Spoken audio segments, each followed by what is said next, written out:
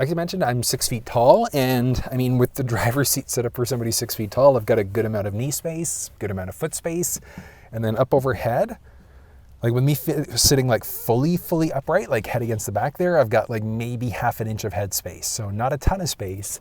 If I'm forward a tiny little bit, I've got like 1.5 inches, maybe 2 inches of head space there. So if people are a bit taller, they could technically fit back here.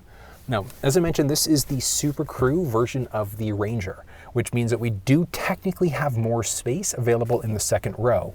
If you were looking at the Super Cab, things would be like a tiny little bit tighter, like a little bit tight, like if you've been in the back of a Mustang tight. So getting people back here in the Super Cab is a little bit more challenging. So go in knowing if you need the 6-foot box, you are definitely losing space in the back here. But if you've got front-facing, rear-facing child seats, you're not going to have an issue inside of the SuperCrew. Super Cab, if you've got a rear-facing, might be a little bit tight, but just in case, if you are going for the Super Cab, just bring it to your Ford dealer, the car seat, I should say, and just try to install it. See if it'll fit for you, just based off of which one you've got. But if we look at just like overall features back here, a lot of the same highlights we saw along the door follow through in the back. Overhead, we've got a little assist handle, driver passenger side with a little clothing hook. Behind the passenger side seat itself, we do have a little pocket back there. And then as we start to move down, we've got a little storage pocket, 2 USB-A power points, as well as a 150-watt wall outlet. And the outlets that you're going to get back there are going to depend on which version of the vehicle that you've got. A few other things to point out. We do have some cup holders back there, so a little latch on top of that. And then a little cabin control light there as well. And one thing you could probably see in behind me is that we do have a manual sliding rear window.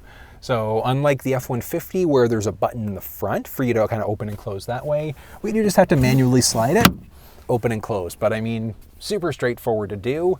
And then one thing about the seats, kind of interesting. So if we look at the actual headrests themselves, these things don't have the flexibility to fold forward. So if you ever want to fold down the second row bench, you'd have that flexibility. Depending on how your front seats are set up though, chances are good you're gonna have to pop these things out. And I mean, it's super straightforward to do, but we've got a little release up here.